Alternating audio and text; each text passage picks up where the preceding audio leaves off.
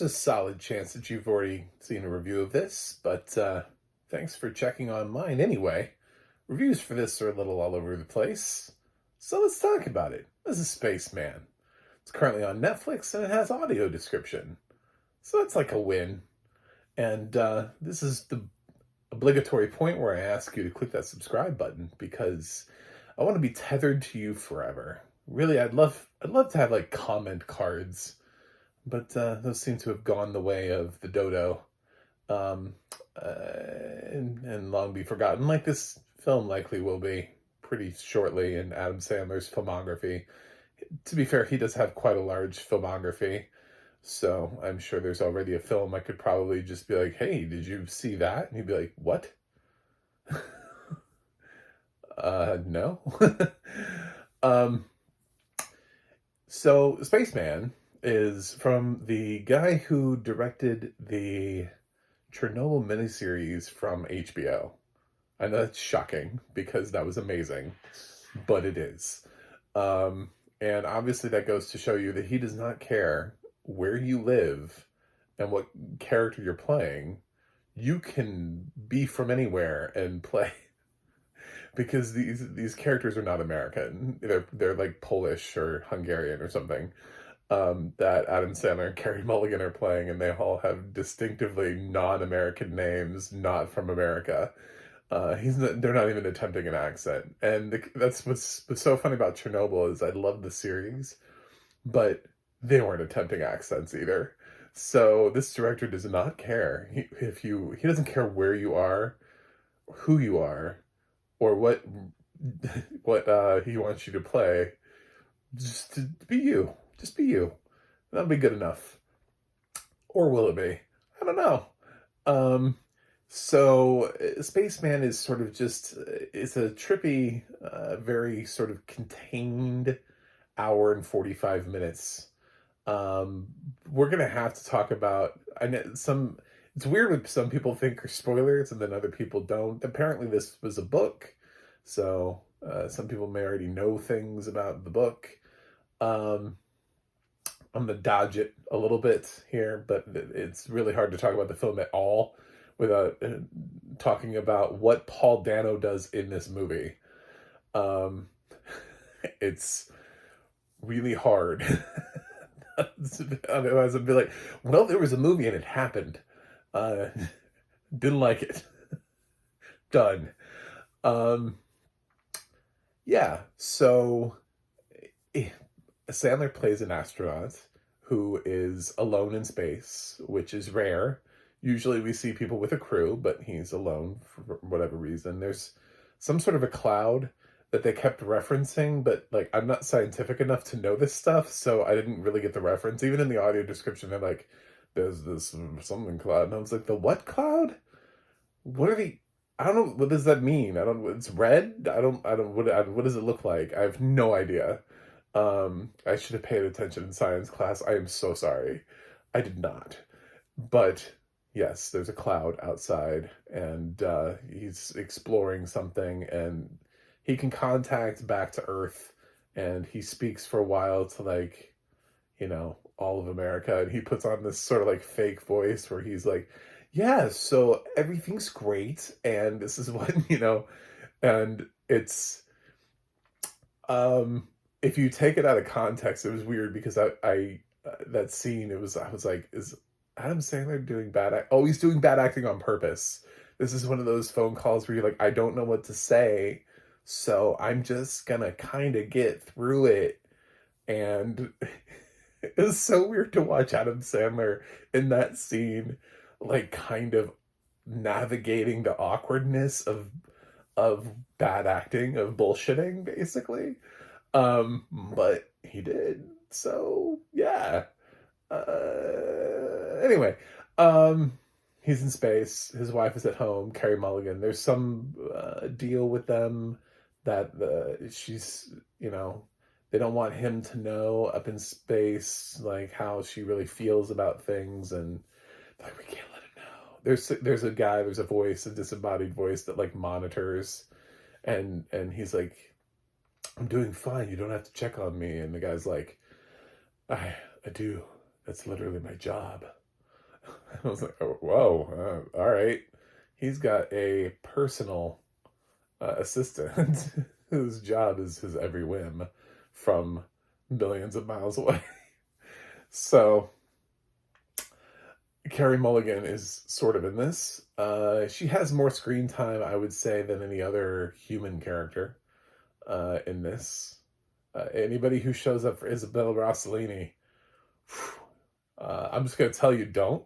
You're gonna be you're gonna be disappointed. I don't know what we're doing with her career right now, but she seems to show up in things just to like be like, "Hey, I'm Isabella Rossellini. I'm here. Bye." And then she just kind of just like does a scene in a movie, and then she just leaves. Um, yeah, Carey Mulligan's barely in this. I mean, going from Maestro to this is just like what? She's in this film more than she's in Saltburn, so there's something for Carey Mulligan fans. Um, but this is basically Sandler in space, and Sandler starts talking to someone else, something else. It's an entity. I'm gonna say it's an entity. Um, and there's a thing in space, so I won't totally spoil it for you. There's a thing that is on his ship with him, and the film gets interesting with that, and Paul Dano voices the entity. Ah, yeah, there you go. There's your spoiler free. That's as spoiler free as I can get. Um, and it's about this relationship these two people, or things, or whatever, uh, share. The shock of finding something else up there in your spacecraft. What this thing is, how it looks, is it scary? Should it be? Should you be scared of it? Is it going to kill me? Is it not going to kill me?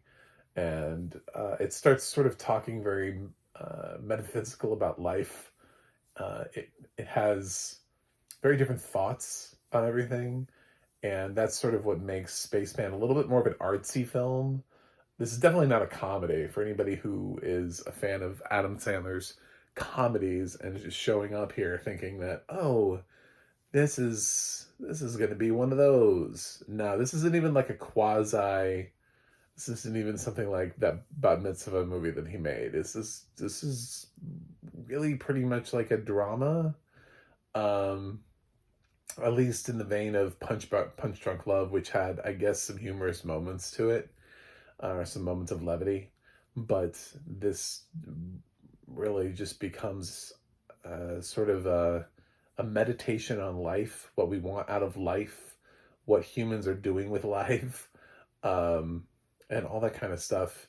It asks interesting questions, and it's not boring totally. It's maybe a little, it maybe overstays its welcome a little bit for what it is.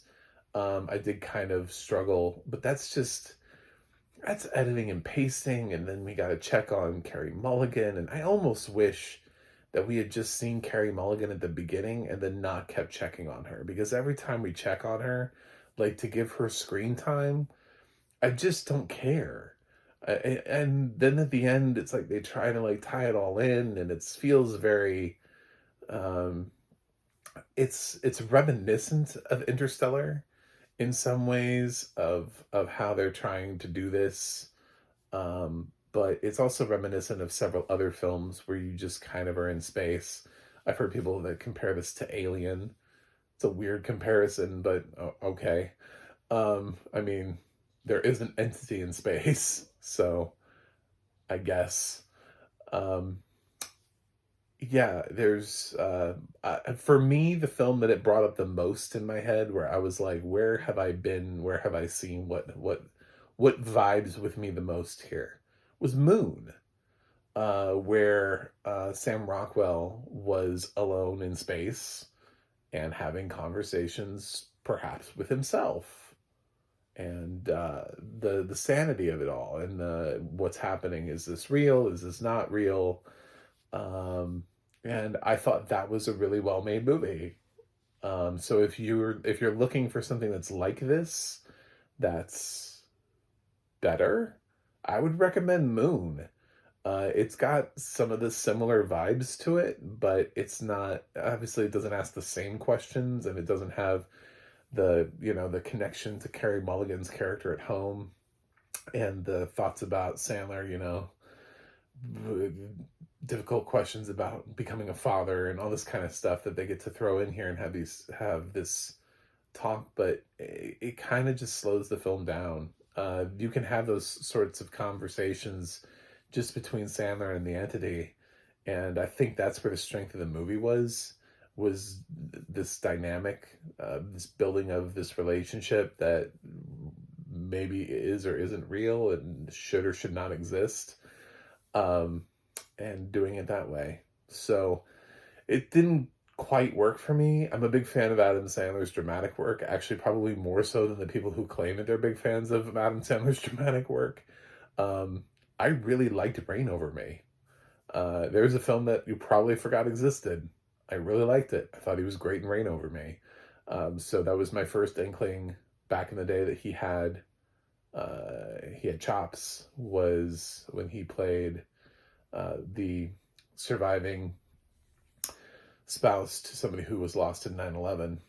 And then later on, more recently, Netflix, part of his, I don't know if it's part of his Netflix deal or if he just wound up in the film, but he was in a film called The Meyerowitz Stories, where he was in it with Ben Stiller, Dustin Hoffman, and I thought that film was really good too. So yeah, I other than the obvious films that people talk about when they talk about his dramatic acting career, like Uncut Gems, Hustle, Punch Drunk Love, I like the other ones too. No one ever brings up Men, Women, and Children, though. He's fine in it. It just that film wasn't great. And this is like Spaceman. Like, he's fine in it. The film wasn't that great. Nobody's gonna bring up the film, so that's where that's gonna land on his resume, as like, thanks for trying, appreciate it, and sadly we'll move on. The audio description here, which was done by International Digital Center, written by Dakota Green, and narrated by somebody that my screen reader talked over, is, I thought was solid. I looked for it mostly in the description of the visuals here. I've heard this film visually looks great.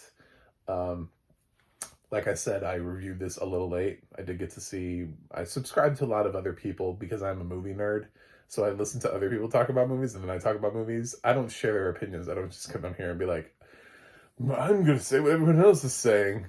But there was somebody who mentioned the fact, who was a cited critic. Obviously, I'm blind, so I can't share this experience. But he was lamenting the fact that this wasn't released in theaters because he thought it looked really good. And that they spent money clearly on the visuals, and he was talking about like the depth and everything, and how sometimes the things look flat, and he experienced it because he has a 4K projector for his house, so he was able to experience it sort of projected that way. Visuals don't sell a movie, though. Even when I was cited, like, really cool visual effects might move the needle a little bit, in so much that they might move my grade from like if it's a terrible movie, from like a D- to a D, because I'm like, oh well, the visuals were outstanding, just it's really pretty to look at, it's something. But it's not like, I'm not going to sit through a boring movie or a terrible movie that's very pretty to look at. So those only get you just so far, no matter how quality it is. It's always going to be about the story. It's always going to be about the screenplay, the plot, the acting, the stuff, the meat of the film. That's what that is, and that's the stuff I can follow. So when I'm thinking about the audio description, I'm thinking about what is it complementing here, and with the audio description, what Dakota Green did a really good job of was describing the entity, where it is, where is it coming from. There's the first hint that we get that there will be an entity in a sort of somewhat horrifying sequence.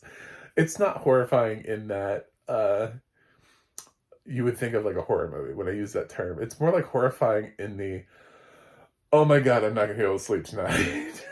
It's just, It's just something that makes your skin crawl a little bit, and it was described really well, and I was just like, um, yeah, not scary, just kind of, things can be horrifying without being scary. Um, Saving Private Ryan is horrifying. You know what I'm saying? It's not a scary movie.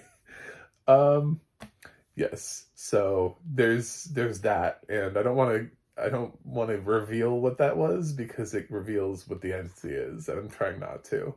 I love that the entity loves essentially Nutella, generic hazelnut spread, because I guess Nutella didn't want to be branded in this, or they didn't want to bother to brand Nutella. But it loves hazelnut spread. I think that's hilarious. Uh, and one of the things that they do really well is describe its eyes, like the colors of its eyes. There's a scene later on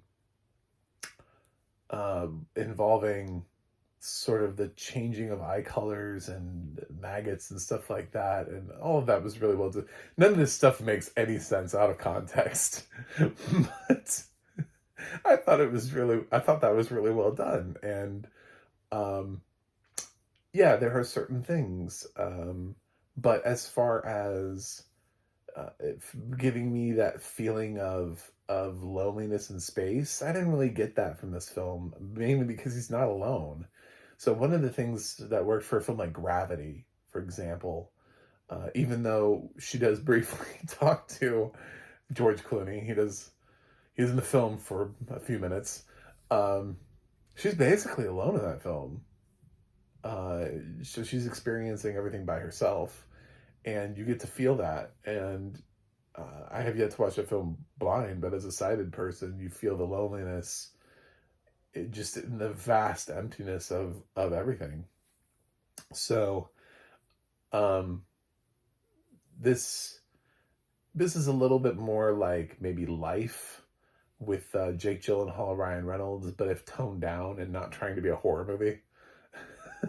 I don't know. There's just it's similar to things. That's part of my problem, is that I feel like there's been other things that are like it. Um, in many ways, you could even say it's a little like 2001, in that Sandler's up in space talking to something, and having a conversation with an entity that is not human, and that how that plays out, and that thing has thoughts that are maybe contradictory to the human's thoughts. So yeah, it's on Netflix, and I can see why Netflix decided not to give this an Oscar campaign and just kind of bury this in March. I don't think it would have gone anywhere. They had a hard time getting something like Rustin, which I actually thought was a good film. It got one Oscar nomination. So I don't know what Spaceman could have possibly gotten this award season. Um, they just had too many other films. They essentially had four films that got Oscar nominations, not counting animated ones or short films or anything like that. Actually, five. El Conde. I forgot El Conde. So they had enough to campaign. They didn't need Spaceman. So it's out there. You can watch it. You can check it out. Um, I think it's not great, but it's not awful. So I found parts of it interesting, and I think Paul Dano does a really good job with the role that he's given, that I can't really talk about because I'm trying not to spoil it too much.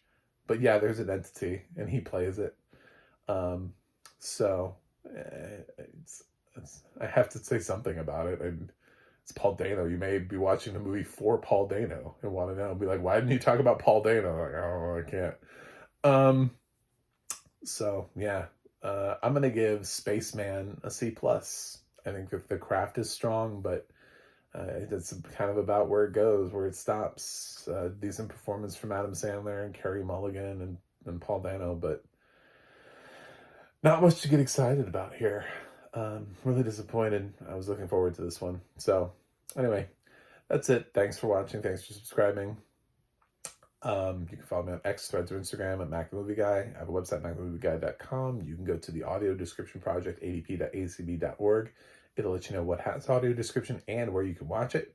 And you can go to the ADNA.org. That's the ADNA.org. It'll let you know who's narrating your favorite films and television series. Or you can look up Dakota Green and see what else she has written.